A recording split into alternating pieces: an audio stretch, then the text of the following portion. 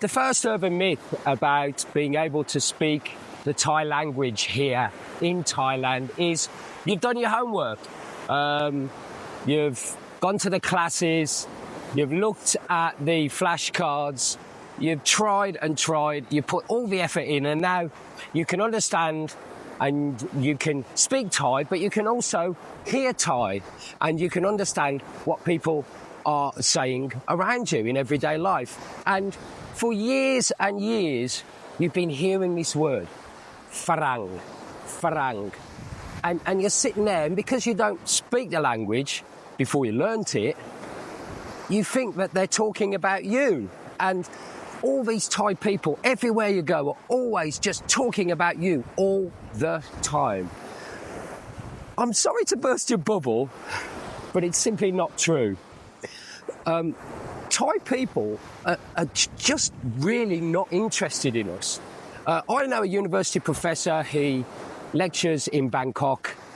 He teaches the very, very cream of the crop, some of the most intelligent young students here in Thailand. And he says they have zero fascination with the outside world. They're not interested in geography. They're not interested in the history of other countries. It's all about Thailand. And in that respect, I'm trying to think, maybe 2 or 3 times in the 20 or so years that I've been able to understand the Thai language, have I heard people talking about me and talking about me thinking that I can't speak Thai.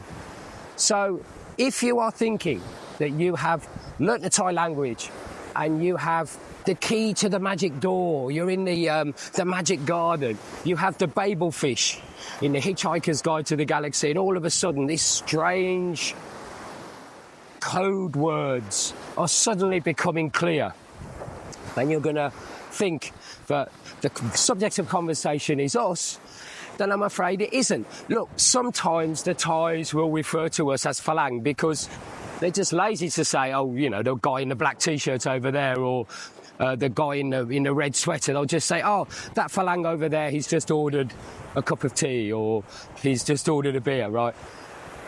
They're not talking about you in any other way other than that. So if you think that the whole world has been talking about you and now you're going to tune in and be able to hear what Thais are saying about you, it's not true. To be fair, I don't want to be disparaging to the Thais. In my experience, and don't forget, I work with people that are from an agricultural background. They're not the go-getters and the big, important people in the world here in Thailand. But they talk a lot about food. I'll give them that. They talk a lot about food, a lot about the lottery, a lot about mundane sort of things. They don't talk about politics that much. It's kind of frowned upon in this country. They don't really talk about really important things that we would find important. So if you're thinking as well that now you can speak the language, maybe you can have a deep and meaningful conversation with your Thai partner, I hope you can, and you probably will have a great communication with him or her, but you won't get the level of conversation that you do when you're speaking to another Westerner. So urban myth number 1, all these people that have been talking about you for years, you'll be able to understand. I'm afraid that's gone. The second urban myth, and this is a really important one, and it's one that I heard a lot in the comments of my previous video about the Thai language, which I'll put up here, and if I don't put up there, you'll realise I forgot to do it, right? But it's called How I Learned to Speak Thai. So many comments saying, what's the point of learning Thai? Because if you can speak Thai, as soon as 2 Thai people are in the room and they know that you understand what they're saying, they start speaking Phasa Isan, or the Isan language. Right. Let's break this one down, because this is really annoying to me. And look, it is subjective and it's my opinion. And to be honest, the whole of this channel is my opinion. And it's not all the time. But first of all, like I've said, I work with people from the Isan region in the northeast of the country. It's very poor. It's agricultural people. And they are sort of workers that migrate down here to Pattaya to work. So a lot of the people that we come into contact on a day-to-day basis here in Pattaya, not necessarily in somewhere like Chiang Mai or Bangkok or Phuket, but generally here in Pattaya are people from the Isan region. And when they meet their people from their community who are also from the Isan region, right, guess what? They're going to communicate in the language and using words that they're used to back home. Isan people will talk to other people using the Isan language because that's what they do. And it's not because they've got some secrets to hide and they don't want you to understand and they want you in the dark and they don't want you to be able to understand what they're saying because they're, again, I'll come back to it, gossiping about you. All right, I can't say this is 100% true 100% of the time because every situation is different. But generally, look, you may have worked out. I'm from Birmingham. And I've also spent time living in the Black Country, kind of the same place, although there's another argument and maybe another video about that.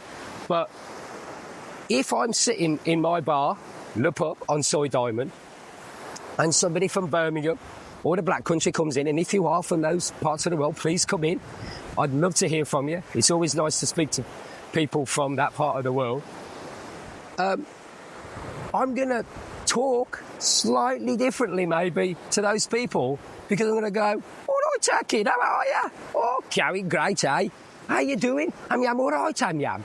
Like, somebody from London or somebody from Newcastle would not be able to understand.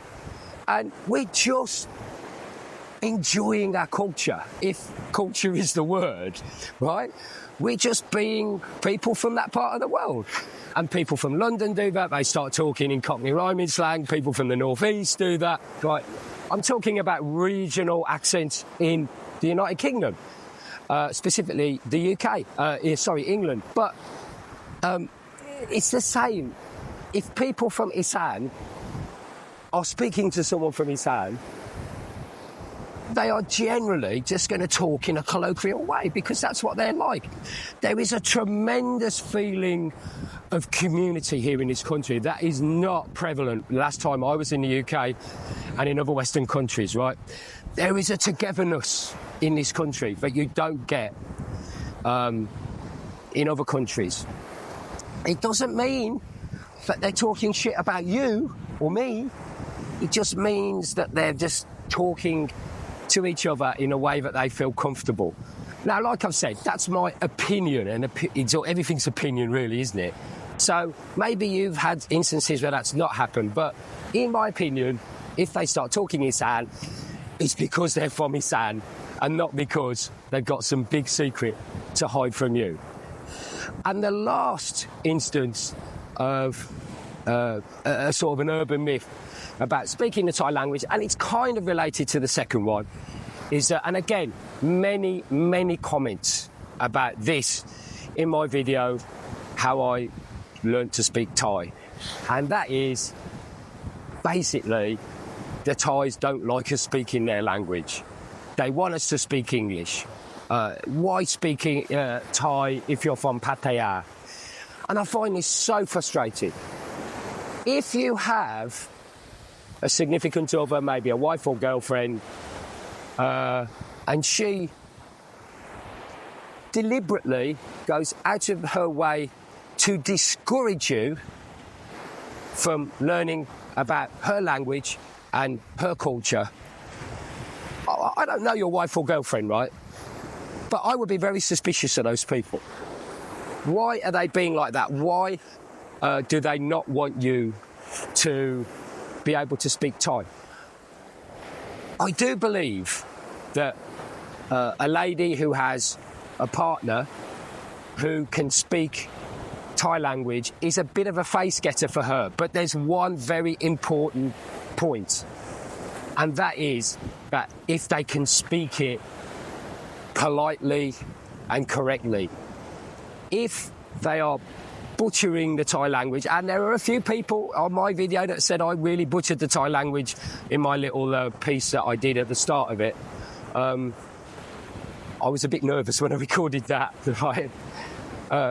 If they hear you butchering the Thai language all the time and they're constantly correcting you, and they can see that the other people don't understand you, then that's not a face getter for them. But if you speak, and you don't have to speak a lot, just Sawadee krab, Sawadee mai, these sort of things, right? If you can say that and you can have sort of polite talk, right? And I think that is a huge face getter for them. Look at my husband or boyfriend. He can speak the language a little bit. He's not stupid sort of Falang who just sits around and doesn't bother, has lived here for 20 years and doesn't speak anything. But it's important that you can say it to a reasonable level. Now, look, as regards my level of Thai, I know I'm not perfect. Absolutely, 100%, right? I can just about get by.